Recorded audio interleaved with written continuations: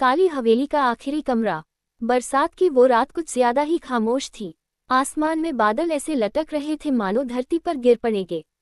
बिजली कभी कभी चमकती और पूरे गांव को एक पल के लिए उजाले में नहला देती। राघव अपनी मोटरसाइकिल रोककर उस पुरानी हवेली की तरफ देखने लगा। यही है काली हवेली, उसने धीरे से कहा। गांव में आने से पहले उसने बहुत कुछ सुना था। सूरज ढलने के बाद वहां मत जाना। हवेली का आखिरी कमरा जिंदा नहीं छोड़ता। रात को वहां से किसी औरत के रोने की आवाज आती है। राघव पढ़ा लिखा लड़का था, शहर से आया था, भूत प्रेत पर भरोसा नहीं करता था। लेकिन सच कही तो उसकी रीढ़ में हल्की सी सिहरन दौड़ गई थी। वो बारिश से बचने के लिए हवेली के अंदर घुस गया। हवेली के अंदर दरवाजा अपने आप चर्र की आवाज के साथ खुल गया। अंदर घुसते ही ठंडी हवा का झोंका आया, जैसे किसी ने गर्दन के पीछे फूंक मारी हो। ये सिर्फ हवा है, राघव ने खुद को समझाया। हवेली के अंदर जाले, टूटी हुई सीढ़ियां, दीवारों पर अजीब सी खरोंचें थीं। हर कदम पर लकड़ी की फर्श क्रीच क्रीच करती। तभी छम छम पायल की आवाज। राघव रुक गया। यहाँ कोई है, उसकी आवाज गूंजकर वापस आ गई। कोई जवाब नहीं। पहली झलक, वो आवाज हवेली की सीढ़ियों से ऊपर जा रही थी। राघव ने मोबाइल की टॉर्च जलाए और धीरे धीरे ऊपर चढ़ने लगा। दूसरी मंजिल पर पहुंचते ही एक लंबा गलियारा था और गलियारे के आखिर में एक कमरा, जिसका दरवाजा आधा खुला था। अचानक बिजली चमकी और उसी पल उसने देखा एक सफेद साड़ी में लड़की, पीठ उसकी तरफ किए खड़ी थी। उसके बाल जमीन तक लटक रहे थे। राघव का दिल जोर जोर से धड़कने लगा। सुनिए, उसने डरते हुए कहा। लड़की ने धीरे धीरे गर्दन मोड़ी।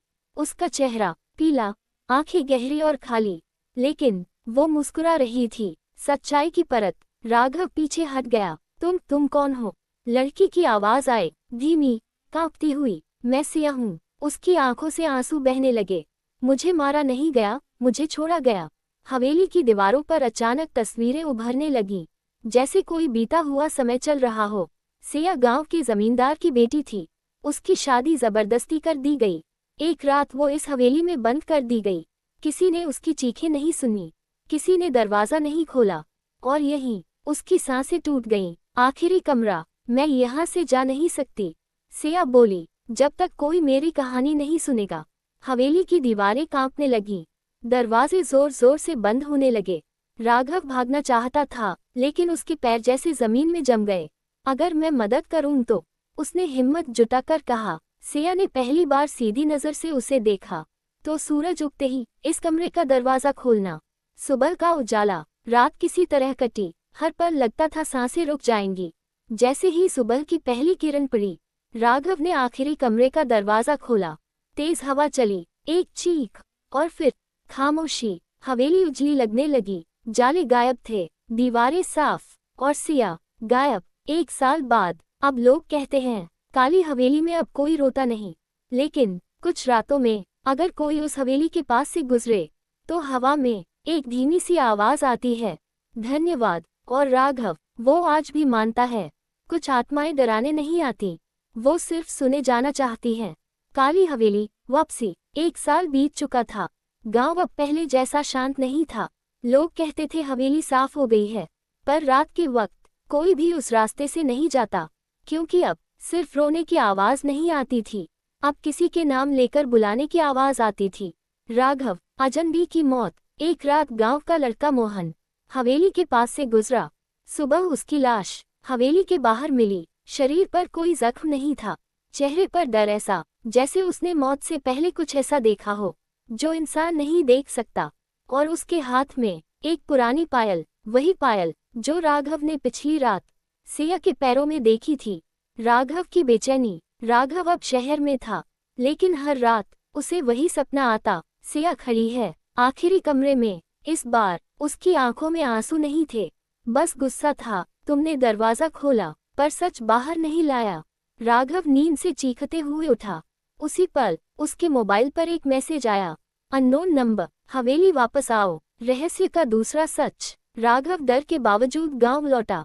हवेली के अंदर कदम रखते ही हवा फिर ठंडी हो गई, लेकिन इस बार सिर्फ सिया नहीं थी। दीवारों पर अब और भी साए थे, औरतें, बच्चे, सबकी आंखें एक जैसी, खाली। सिया सामने आई। मैं अकेली नहीं थी, उसने कहा। सच सामने आया। हवेली सिर्फ कैदखाना नहीं थी, वो जगह थी जहाँ सच्चाई दबा दी जाती थी। सिया की मुक्ति हुई थी, पर बाकी आत्माएं अब भी फंसी थीं। खौफनाक मोड़। अचानक मुख्य दरवाजा जोर से बंद हुआ। सीढ़ियां गायब, खिड़कियां पत्थर बन गईं, और एक गहरी आवाज गूंजी, जो सच खोदता है वही यहाँ दफन होता है। एक परछाई सामने आई। हवेली का असली मालिक अब वो इंसान नहीं था। आखिरी फैसला। सिया ने राघव का हाथ पकड़ा। अगर तुम आज डर गए तो ये हवेली कभी शांत नहीं होगी। राघव ने कांपती आवाज में कहा। तो आज सच बाहर जाएगा। उसने हवेली के पुराने कागज, गुप्त कमरा और सारे सबूत सुबह होते ही गांव वालों को दिखाए। सूरज निकला। एक एक करके परछाइयां रोशनी में घुल गईं, और सिया, उसने आखिरी बार मुस्कुराकर कहा, अब बारी तुम्हारी है जीने की। लेकिन कहानी खत्म नहीं हुई। आज हवेली बंद है, पर अगर कोई आधी रात को वहां से गुजरे तो हवेली की खिड़की से एक परछाई झांकती है और पूछती है, काली हवेली, आखिरी रात। गांव ने चैन की सांस ली थी। हवेली सील कर दी गई थी। पुलिस ने केस बंद कर दिया, पर सच्चाई ये थी, हवेली बंद थी, अंदर की चीजें नहीं। अचानक लौट आए आवाजें। एक रात पूरे गांव की बिजली एक साथ चली गई, और उसी पल हर घर में एक ही आवाज गूंजी, सच अधूरा है। लोग डर के मारे बाहर निकल आए। हवेली की खिड़कियों में इस बार एक नहीं, कई चेहरे थे। राघव की वापसी आखिरी बार।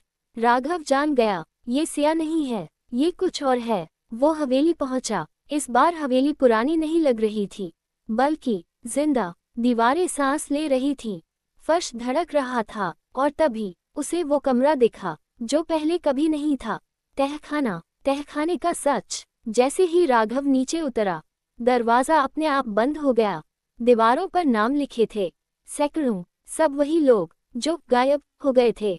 और बीच में एक आईना। आईने में राघव खुद को नहीं देख रहा था, बल्कि अपने पीछे खड़ी चीज को। वो कौन था? वो हवेली का मालिक नहीं था, वो कोई इंसान भी नहीं था। वो था डर से पैदा हुआ साया। जब जब सच दबाया गया, जब जब कोई चुप रहा, वो और ताकतवर होता गया। सिया बस एक शिकार थी, असली ताकत इस साए की थी। आखिरी कीमत। साया बोला, या तो यहाँ रहो या मुझे अपने साथ ले जाओ। मतलब साफ था, अगर राघव इसे खत्म करेगा तो खुद कभी पहले जैसा नहीं रहेगा। राघव ने आंखें बंद की। अगर एक डर कम हो सकता है तो मैं कीमत देने को तैयार हूँ। उसने आईना तोड़ दिया। सब कुछ शांत, लेकिन हमेशा के लिए नहीं। तेज रोशनी हुई, हवेली जमीन में धंस गई। गांव बच गया, लेकिन राघव लौटा नहीं। आज की सच्चाई। आज वहां एक मैदान है, बच्चे खेलते हैं, हंसी गूंजती है, पर अगर कोई बच्चा पूछे यहाँ पहले क्या था, तो हवा धीरे से जवाब देती है, डर। और कभी कभी रात को किसी राहगीर को लगता है कोई उसके पीछे चल रहा है, पर जब वो मुड़ता है कोई नहीं होता, बस एक आवाज, डर को दबाओ मत, वरना वो लौट आता है।